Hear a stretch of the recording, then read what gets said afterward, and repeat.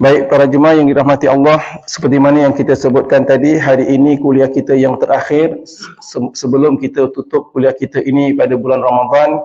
Maka hari ini kita akan bincangkan mengenai perkara-perkara yang membatalkan puasa. Apabila kita mengatakan tentang perkara-perkara yang membatalkan puasa, ianya adalah perkara-perkara yang sekiranya kita lakukan, nescaya batallah puasa kita. Kita mengetahui para jemaah yang dirahmati Allah, dalam bab puasa telah kita kupaskan bersama.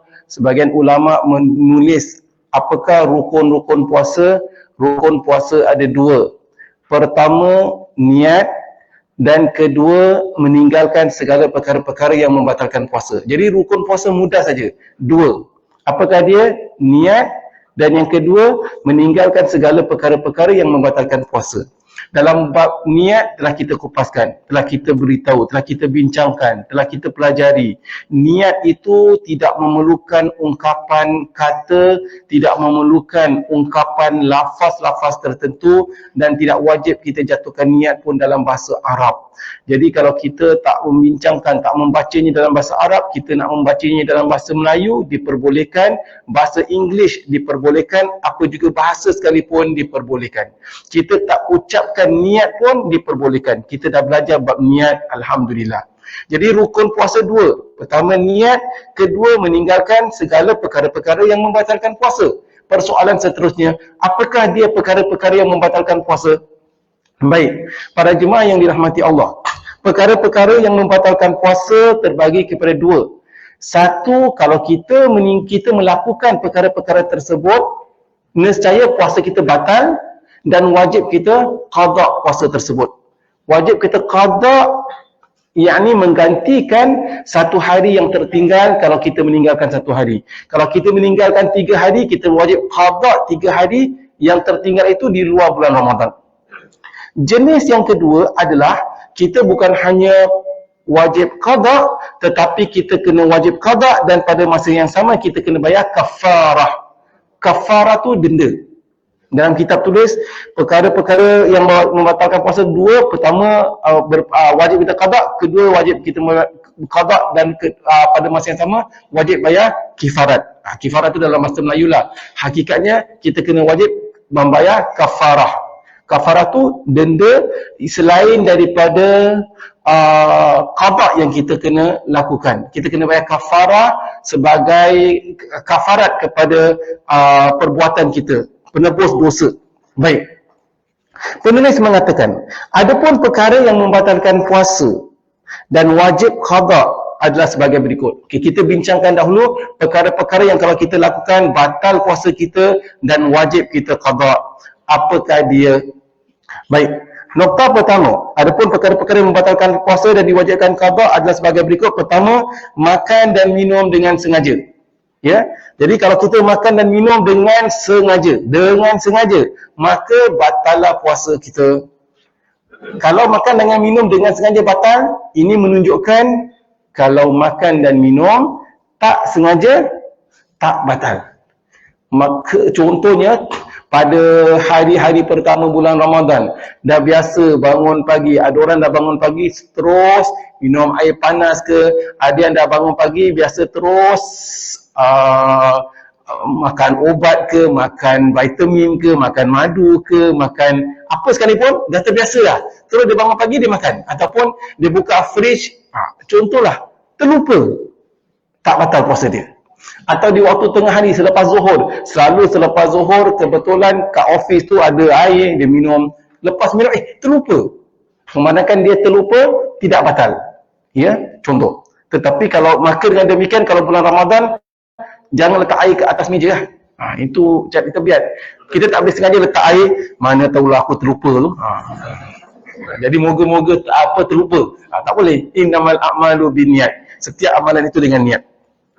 Jika seseorang makan dan minum, penulis mengatakan di muka surat 491, jika seorang makan dan minum disebabkan terlupa, tersalah atau terpaksa, tidak diwajibkan qada dan kafarah. Dari Abu Hurairah bahawasanya Nabi SAW bersabda, man nasiya wa huwa shaimun fa akala aw shariba falyatimu sawmahu fa innama at'amahu Allahu wa saqahu. Barang siapa terlupa padahal dia sedang berpuasa, lalu dia makan atau dia minum, maka hendaklah dia sempurnakan puasanya, teruskan puasanya.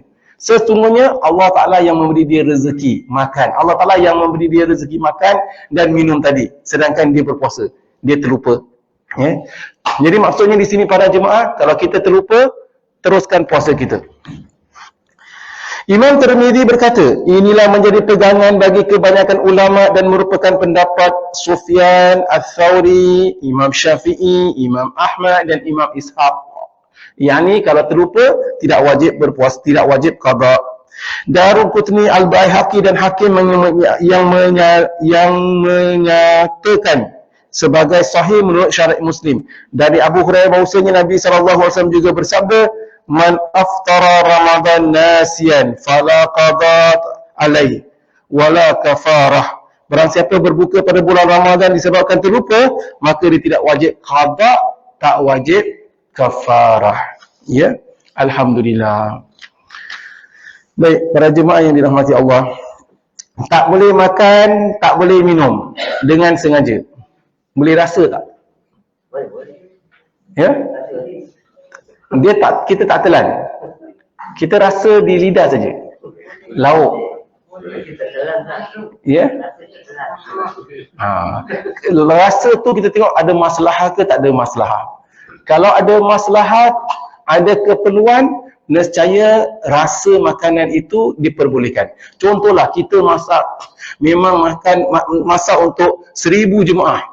Ini untuk hantar dia ke Pak Central Kitchen, nak hantar kepada Masjid Qasim, nak hantar Masjid Darul Aman, nak hantar Masjid Darul Ghufran untuk jemput iftar katakan. Ini kalau kemudian ada ketika masak, khayal pula, ya Allah, aku dah tak garam ke belum Ni nak letak lagi 1 sendok ni. Kalau tak letak, tawa hebeh. Kalau letak jadi 2 sendok. Ni contoh. Dah letak ke belum letak?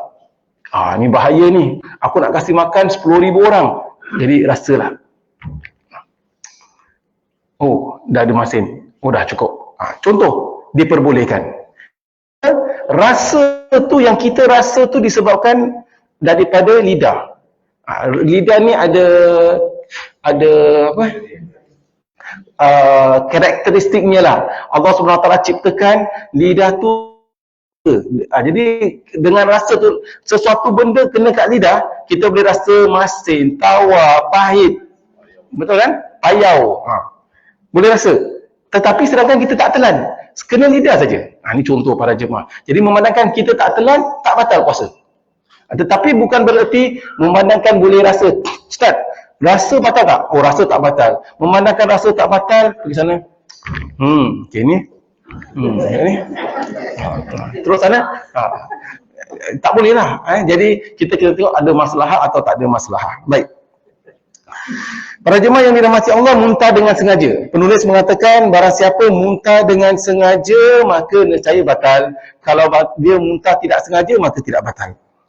Nokta seterusnya, nokta nombor 4, 5 dan 6. Haid dan nifas.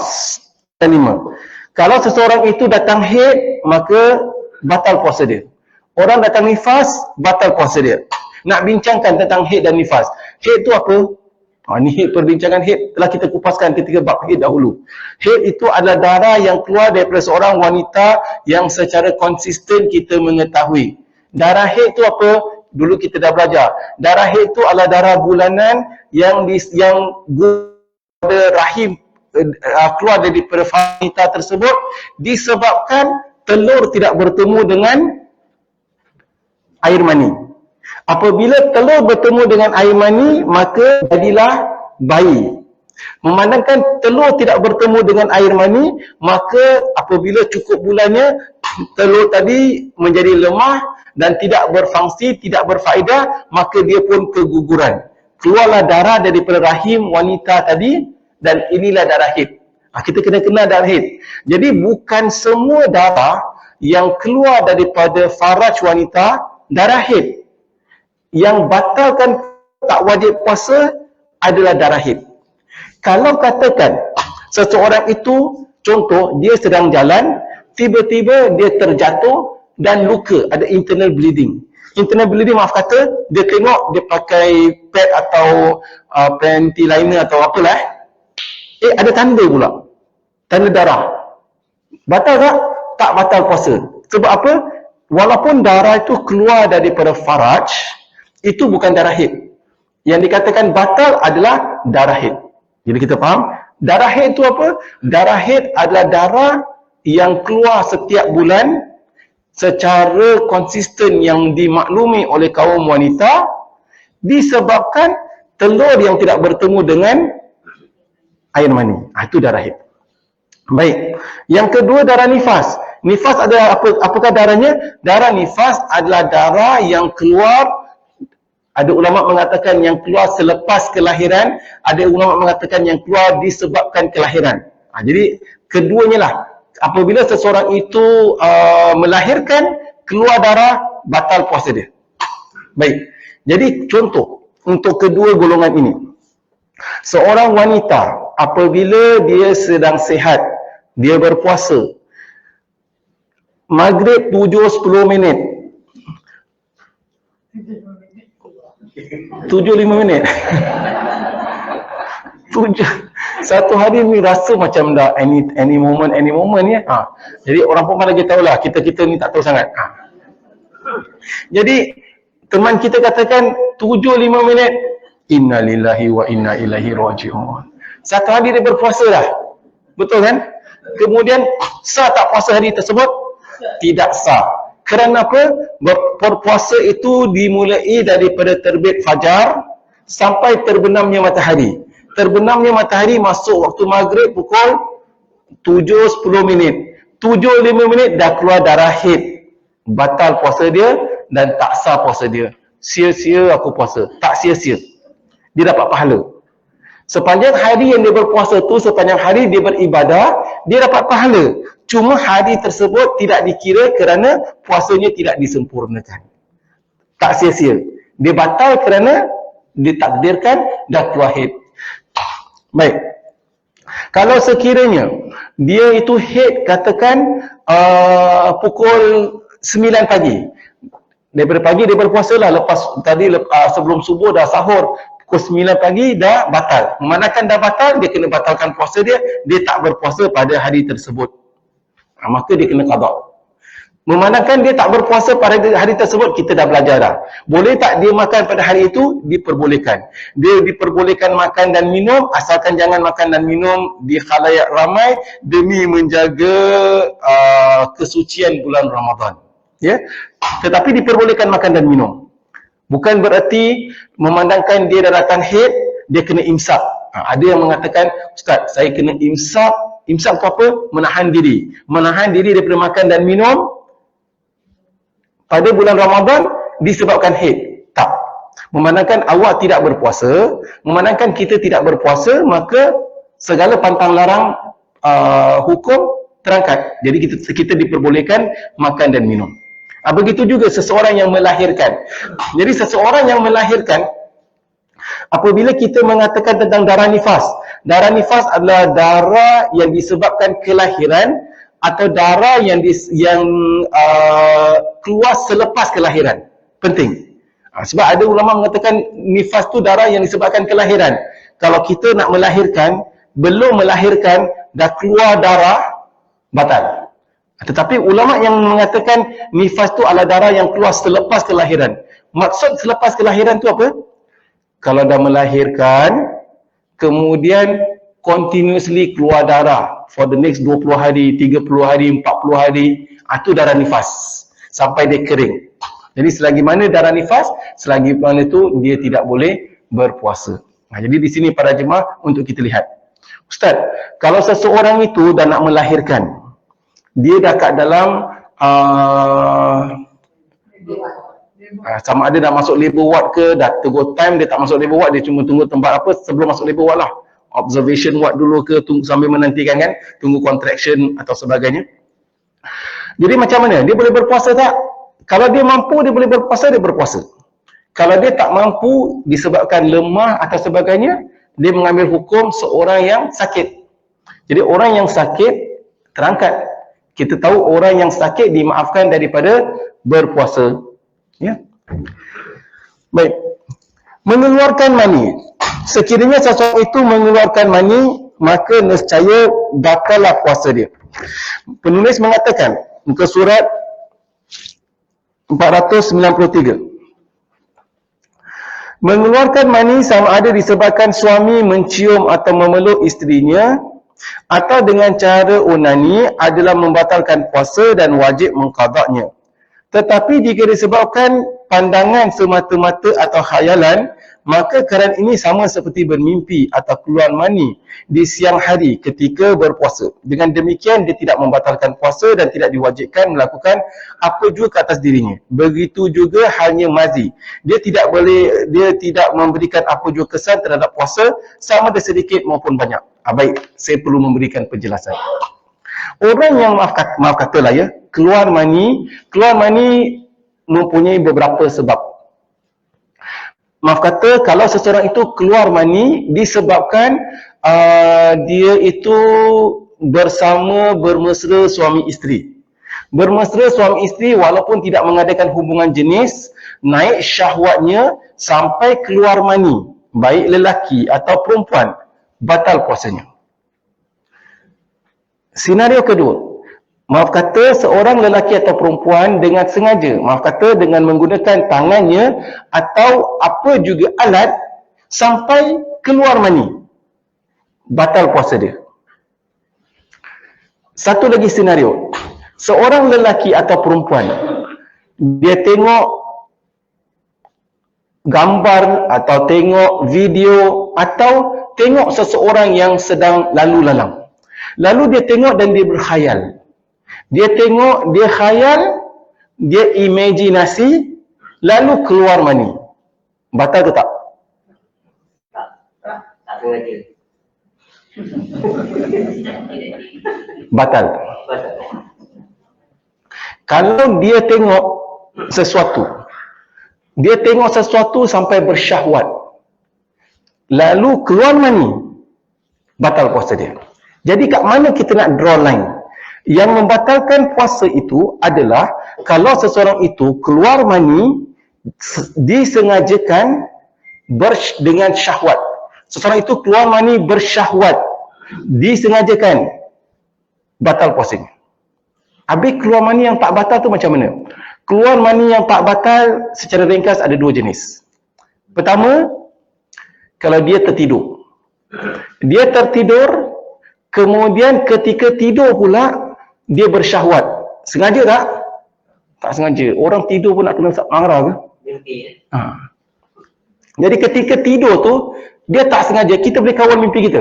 Ni hari saya nak mimpi nak pergi Changi Airport lah. Program. Boleh tak? Tak boleh. Jadi mimpi sesuatu yang tak boleh kita kawal. Jadi perkara sesuatu yang tak boleh kita kawal, kita dimaafkan. Mimpi semua dimaafkan. Jadi memandangkan perkara tersebut para jemaah, kalau ketika tidur, kita bermimpi sampai maaf kata keluar mani kita, tak batal.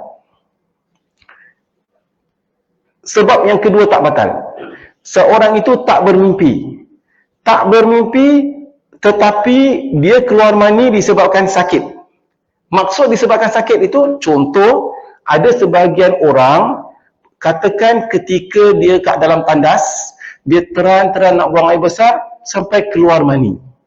Ataupun seorang tu sedang duduk, kira sakit, dah uzur ke, sakit ke, sedang duduk, maaf kata, air mani dia mengalir. Tak batal. Pasal apa? Ini mengalir, keluarnya mani ini bukan disebabkan syahwat dan bukan disengajakan. Ya? Demikian. Jadi kita dapat tengok kaedah. Habis ustaz yang dia jalan, dia tengok orang, itu dia tengok orang berarti dia tengok orang, lalu dia tengok maksiat. Dia tengok maksiat, kemudian datang syahwat. Datang syahwat, dia melayani syahwat dia makin tengok. Sama ada dengan imajinasi ke tidak, lalu keluar mani. Atas dasar demikian, itu silap dia dan dia sengaja. Maka batal solat, batal puasa dia. Demikian para jemaah. Tetapi kalau contoh yang kita katakan, dia tak tengok orang. Dia tengok emas. Dia tengok emas, tak fikir, tak ada syahwat. lalu keluar mani. Apa pasal keluar mani? Ini menunjukkan awak ni sakit lah. Kalau tak secara normal, tak keluar mani. Tapi sakit. Jadi memandangkan dah sakit, wire dah tak betul lah. Ya? Jadi memandangkan demikian, tak batal puasanya. Begitu juga halnya, seseorang yang maaf kata ya, seseorang yang tak dapat mengawal air kencing dia. Kalau dia solat, ketika solat air kencing terkeluar, air kencing mengalir, batal tak solat dia?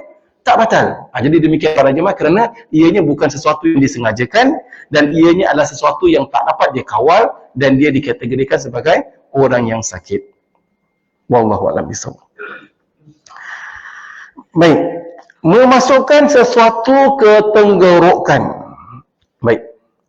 Dalam sebahagian kitab, ini perkara yang masyhur, yang perlu kita faham, yang seringkali saya tekankan. Antara perkara-perkara yang membatalkan puasa, selalunya dikatakan memasukkan sesuatu ke dalam rongga yang terbuka. Persoalan kita nak tanya, adakah memasukkan sesuatu ke dalam rongga yang terbuka batal puasa kita? Kita nak tanya, apakah maksud rongga yang terbuka? Apa maksud rongga terbuka? Okey, rongga terbuka ni secara ringkas ada berapa? 5. Ya. Apakah dia? Kenapa dikatakan rongga terbuka? Dia itu adalah openings. Openings yang terbuka lah. Jadi rongga terbuka tu 5. Apakah dia? Mulut, hidung, telinga, kubul dan dubur. Ini rongga, openings. Jadi apabila kita katakan openings 5 rongga tu, persoalan, adakah memasukkan sesuatu ke dalam rongga yang terbuka membatalkan puasa? Sebahagian kitab mengatakan memasukkan sesuatu ke dalam rongga yang terbuka membatalkan puasa. Ketahuilah dalam masalah ini banyak silap faham yang ada. Ketahuilah sebenarnya setakat memasukkan sesuatu ke dalam rongga yang terbuka tidak membatalkan puasa. Setakat memasukkan sesuatu ke dalam rongga yang terbuka sebenarnya tidak membatalkan puasa. Jadi kalau kita katakan memasukkan sesuatu ke dalam rongga terbuka, mulut kita katakan rongga, adakah kita masukkan, katakan kita ambil jari masukkan ke dalam mulut, adakah batal? Katakan kita ambil sudu, kita masukkan ke dalam mulut, adakah batal? Tak batal. Katakan kita ambil sudu ke jari ke, kita ambil berus gigi, kita masukkan ke dalam mulut, batal tak? Tidak batal. Begitu juga kalau setakat masukkan sesuatu ke dalam hidung, hidung kita gatal, kita masukkan jari, masukkan jari ke dalam hidung, adakah masukkan jari ke dalam hidung batal? Tak batal. Adakah masukkan jari ke dalam telinga batal? Tidak batal. Kita tak masukkan jari, kita pakai cotton bud, kita pakai, lepas kita mandi, kita pakai cotton bud, kita keringkan ke, kita nak tenyir ke atau apa sebagainya, sedap betul. Adakah batal? Tidak batal. Tapi Ustaz, bukankah dia telah memasukkan sesuatu ke dalam rongga yang terbuka? Jadi kita kena faham, yang dimaksudkan batal puasanya bukan setakat masukkan sesuatu ke dalam rongga yang terbuka, akan tetapi yang dimaksudkan batal itu kalau memasukkan sesuatu sampai melintasi over anak tekak, baru batal. Kalau kita masukkan sesuatu ke dalam rongga yang terbuka, tak sampai anak tekak, tertelan, tak batal. Sama ada kita masukkan jari kita masukkan sudu, garpu, kita masukkan berus gigi, bukan kata benda lah, kita masukkan air sekalipun, ketika kita berwuduk, kita komo-komo, batal tak?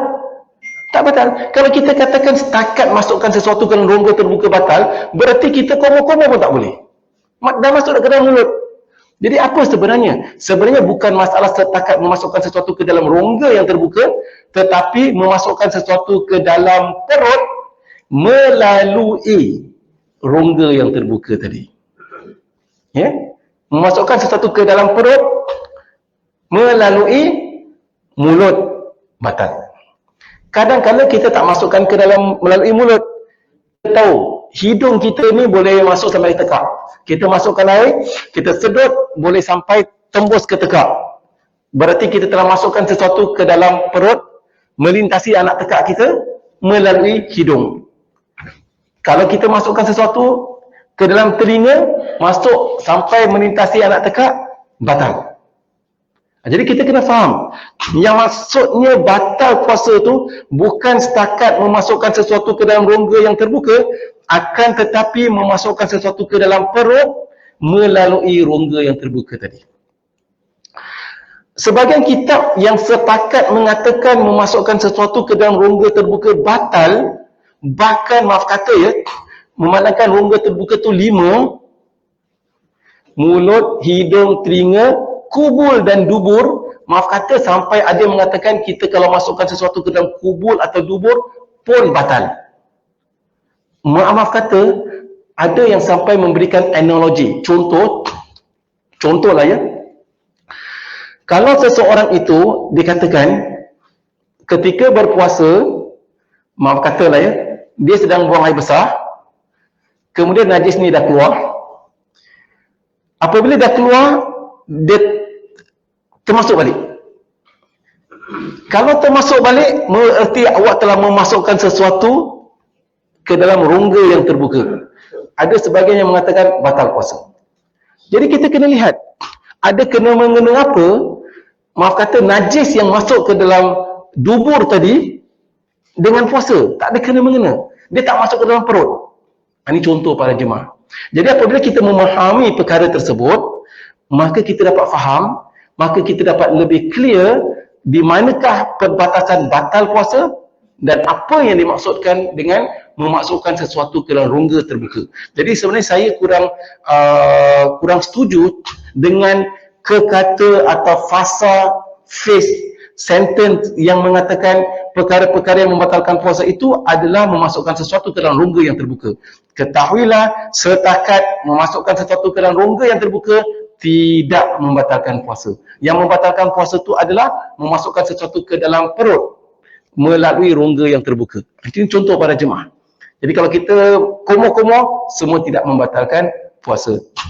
Baik, persoalan seterusnya berhubung kait dengan perkara yang sama. Ada yang bertanya, Ustaz, ketika saya berpuasa, saya perlu check up atau saya perlu buat pap smear. Adakah dia itu membatalkan puasa? Baik. Jadi persoalan yang sama juga. Adakah memasukkan sesuatu ke dalam rongga yang terbuka itu membatalkan puasa? Baik. Rongga yang terbuka itu apa? Mulut, hidung, telinga, kubul dan dubur. Jadi pap smear itu dia memasukkan sesuatu, dia masukkan equipment. Doktor masukkan, nak ambil test tisu atau sebagainya. Adakah batal? Di sini para jemaah, saya nak tanya. Masukkan sesuatu tu daripada kubul atau dubur atau faraj atau dubur tadi, adakah masuk ke dalam perut? Tidak. Dia masukkan sesuatu tadi, kemudian keluarkan, ambil tisu.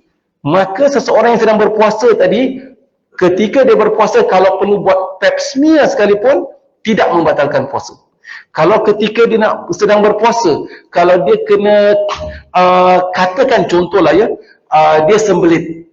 Kemudian doktor maaf kata, perlu letakkan obat apa yang sabun masuk ke dalam dubur tu. Terus 1 minit kemudian buang air besar. Perbincangan, adakah itu membatalkan puasa? Kita nak tengok, adakah obat itu yang kita masuk, adakah setakat di kawasan dubur atau masuk ke dalam perut? Ada setakat kat usus. Setakat kat usus memberikan pelicin sabun, keluar najis-najisnya. Tak ada kena-mengena masuk dalam perut. Tapi Ustaz, bukankah itu masukkan sesuatu ke dalam rongga yang terbuka? Di sini sebab tu saya katakan, perkataan masukkan sesuatu ke dalam rongga yang terbuka itu boleh disalahartikan. Jadi kalau dalam hal sedemikian, sebenarnya diperbolehkan. Jadi Ustaz, orang yang sakit tadi, kalau masukkan itu tak batal? Kalau orang yang sakit, kalau dia tak puasa, disebabkan sakitnya. Kalau awak sakit, katakan orang yang sakit diberi kemaafan untuk tidak berpuasa. Nak ambil kelonggaran, nak ambil rukhsah, silakan.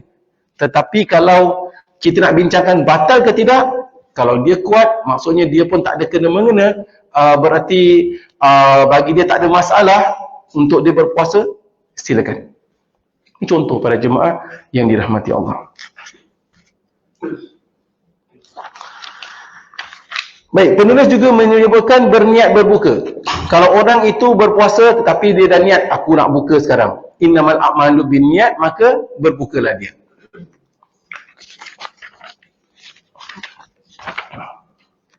Jadi para jemaah yang dirahmati Allah, itu antara perkara-perkara yang dikatakan sebagai perkara-perkara yang membatalkan puasa dan atau yang tidak membatalkan puasa. Apakah perkara-perkara yang lain yang kita boleh katakan sebagai tidak membatalkan puasa?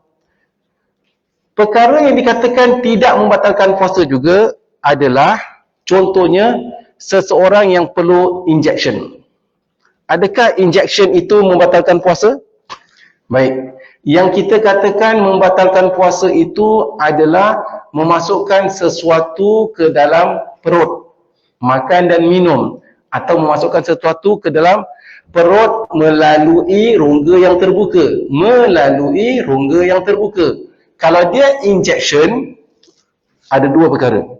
Pertama, nak tanya, ni masuk perut ke tidak? Kedua, melalui rongga terbuka ke tidak? Ini bukan melalui rongga terbuka, dan juga ini bukan masuk perut. Atas dasar demikian, tidak membatalkan puasa. Ya? Kecuali kalau sekiranya dia injection itu, dan injection ada beberapa jenis. Ada injection disebabkan sakit, ada injection dengan sebab-sebab yang lain. Ada injection atau masuk tiub, fungsinya adalah fungsi makanan. Contoh, orang ke hospital, kadang-kala, betul, kadang-kala dia tak boleh makan.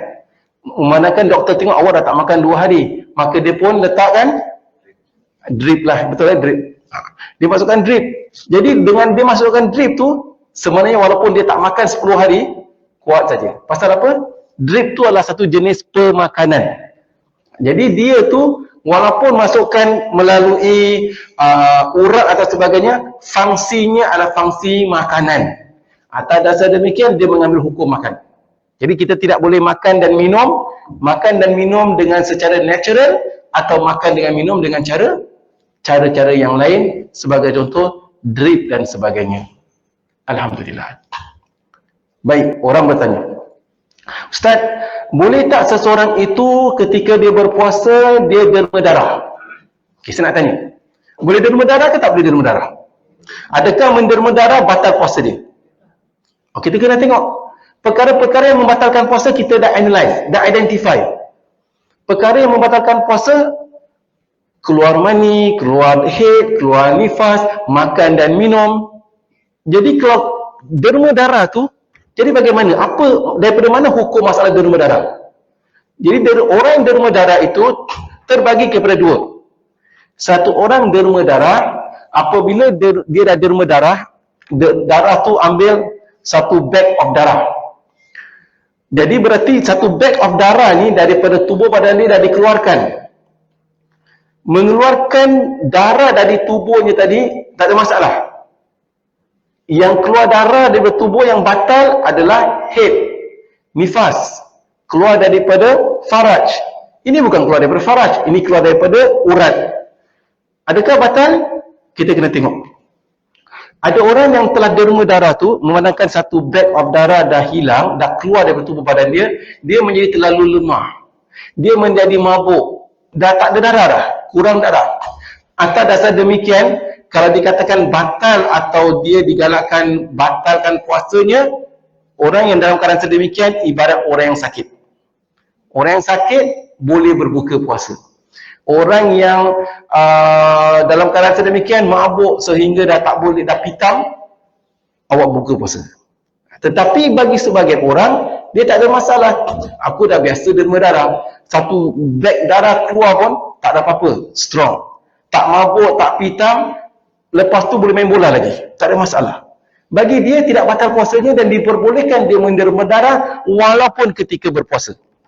Jadi kita kena tengok. Jadi setakat derma darah amalan derma darah atau action derma darah, verb, kata kerja derma darah tu sebenarnya tidak membatalkan puasa, bergantung kepada kemampuan diri masing-masing. Kalau sekiranya kita ini tidak berkemampuan, tak mampu, sakit, pitan dan sebagainya, kita elakkan derma darah ketika bulan Ramadan.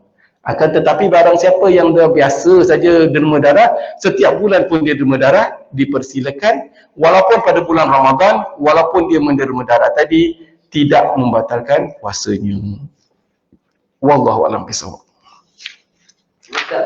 Kalau air ludah kita kalang mana? Air ludah kita, baik.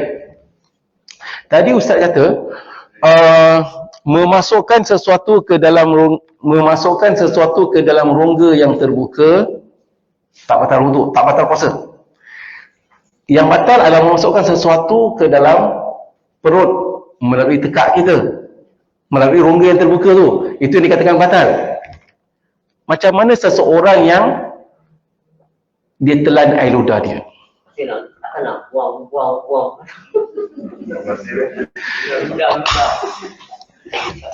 Alhamdulillah, Allah Subhanahu wa taala ciptakan sebahagian perkara itu memang secara naturally, memang ada, Allah Subhanahu wa taala ciptakan di dalam mulut kita akan ada, tercipta, terkeluar air ludah dan sebagainya sebagai pembasah tekak, sebagai lubricant, air liur dan sebagainya. Air liur itu sebagai lubricant, sebagai pembasah tekak, dan ianya semua dimaafkan. Okey, ianya semua dimaafkan. Batal puasa ke tidak? Okey, kita kena tengok kat mana yang kita nak katakan batal, kat mana kita nak katakan tak batal. Kita katakan air liur, satu senario. Satu lagi senario, mama kata ada orang sakit, kemudian kadang-kadang dia perlu ludah, tetapi dia tak ludah, dia telan. Betul kan? Ada orang pula dia hingus. Hingus kadang-kadang dia perlu buang hingus dia. Kalau dia tak buang, dia simpan, kadang-kadang sampai tertelan. Warna apa? Hijau. Okey. Persoalan, batal tak puasa kita kalau kita menelan air ludah kita, hingus kita dan sebagainya tadi?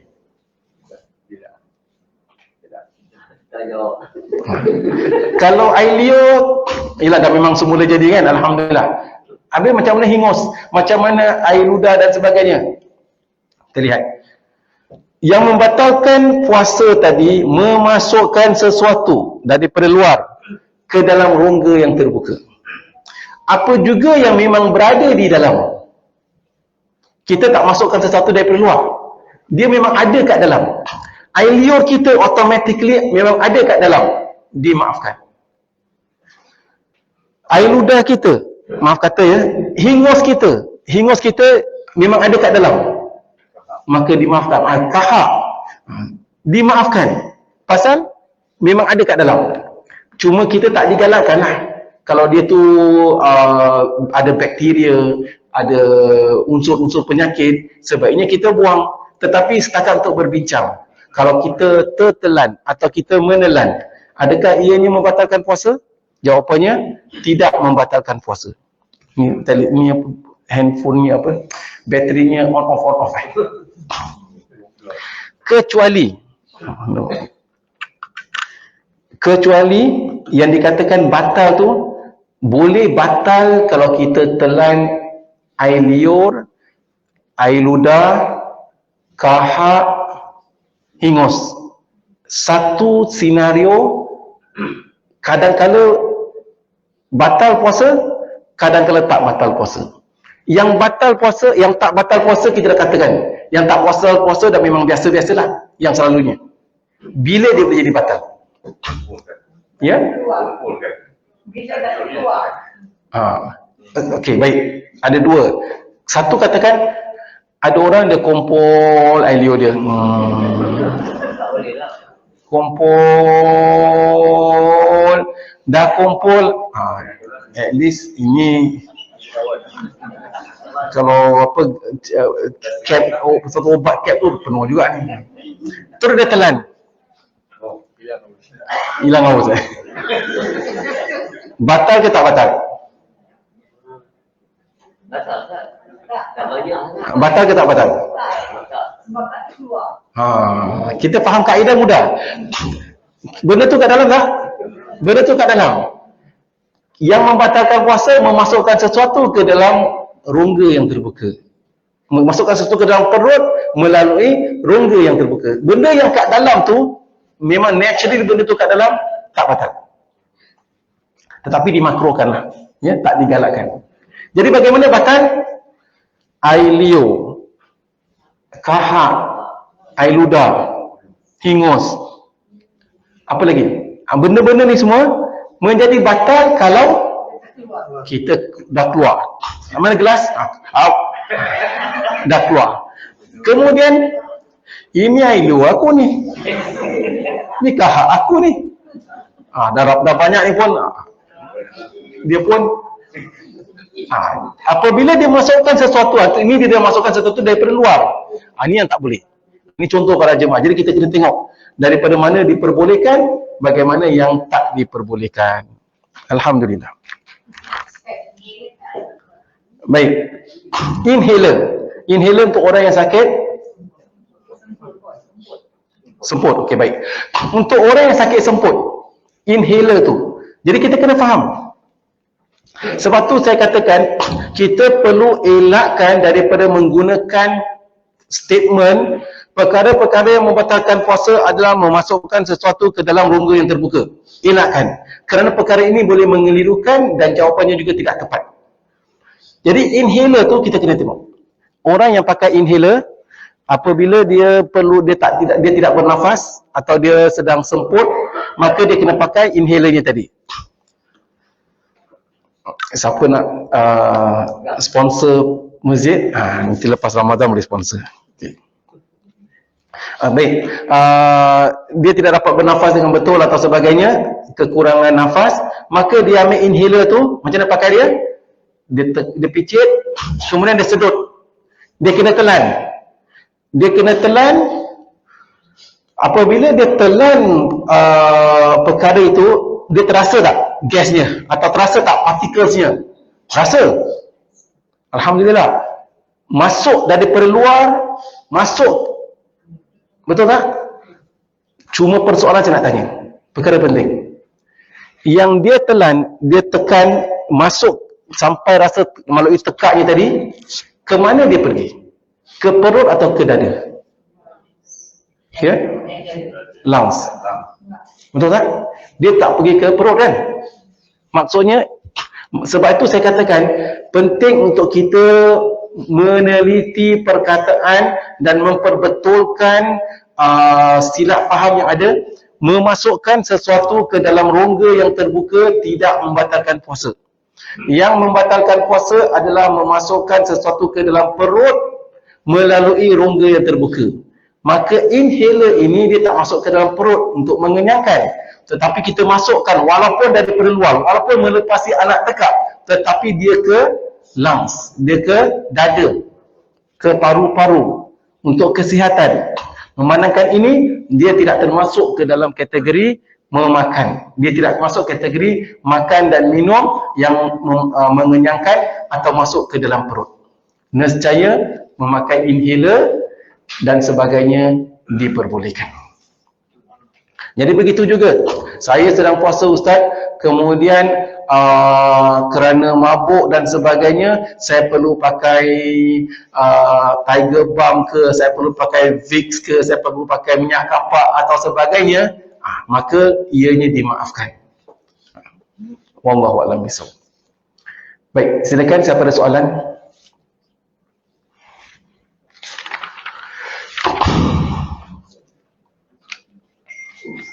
Ya, silakan.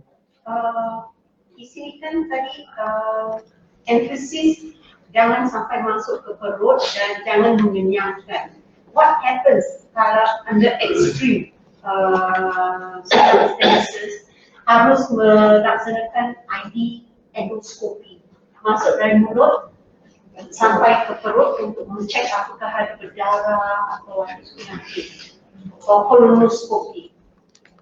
Okey, ketika dia buat benda tu dia sadar ke tak sadar? Ke apa? Sadar dan ada juga pada waktu sedation memang tak tidur. Only on sedation. Okey. Untuk Kalau supaya jangan rasa sakit. betul. Jadi sekiranya seseorang yang kita tahu kaedah beberapa kaedah bagi orang yang berpuasa pada bulan Ramadan diwajibkan seorang muslim yang telah baligh, yang berakal, yang sihat, yang tidak bermusafir untuk berpuasa. Tetapi orang yang sakit dimaafkan. Nescaya kalau orang-orang yang perlu melalui emergency punya treatment, yang perlu masukkan kamera, yang perlu buat dia kira macam apa namanya, pakai bius terus tak sadar, maka bagi orang tersebut dikategorikan sebagai sakit pada hari itu, maka dia boleh tidak berpuasa. Jadi kalau dia dah tak sadar, maka dia kategorikan dia sakit untuk pada hari tersebut. Dia jangan berpuasa pada hari itu. Okey. Jadi bermakna kalau macam boleh dielakkan, Kalau prosedur biasalah. Jadi kalau boleh dielakkan daripada dibuat masa puasa, dielakkan. Kalau sekiranya diperbolehkan untuk elakkan appointment tersebut, elakkan daripada melakukannya pada bulan Ramadan. Kerana dia kena ditidurkan dan sebagainya. Ya. Wallahu a'lam bishawab. Okay, baik, soalan yang lain? Jadi inhaler dengan apa? Vicks itu kalau sama lah. Inhaler dan Vicks dan sebagainya dimaafkan. Tetapi kalau kita gunakan sesuatu tu berdasarkan keperluan kita lah, ya. Jadi memang kita memerlukan ianya sebagai ubat, maka dimaafkan.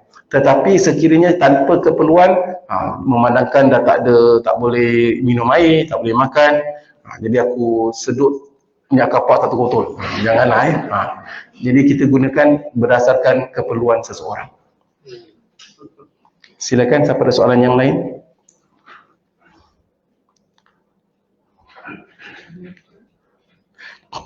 Tadi kita bincangkan bahawasanya itu antara perkara-perkara yang wajib kita qada tetapi tidak membayar kafarah.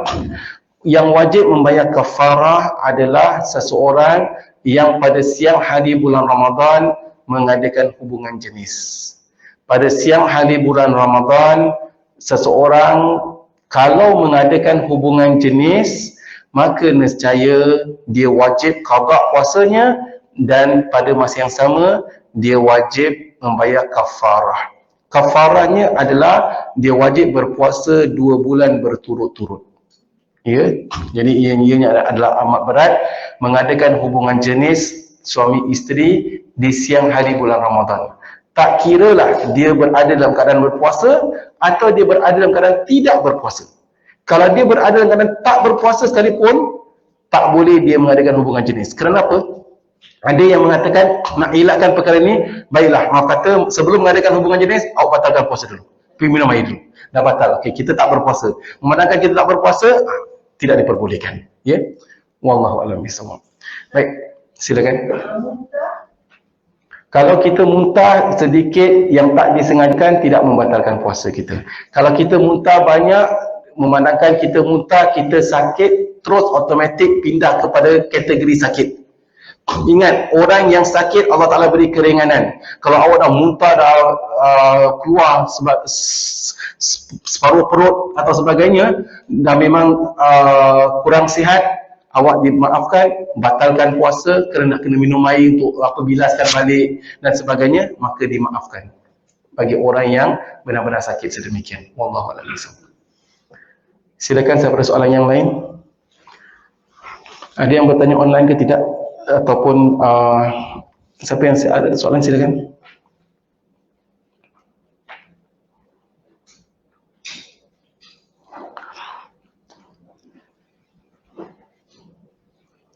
Baiklah, kalau tak ada apa-apa, memandangkan masa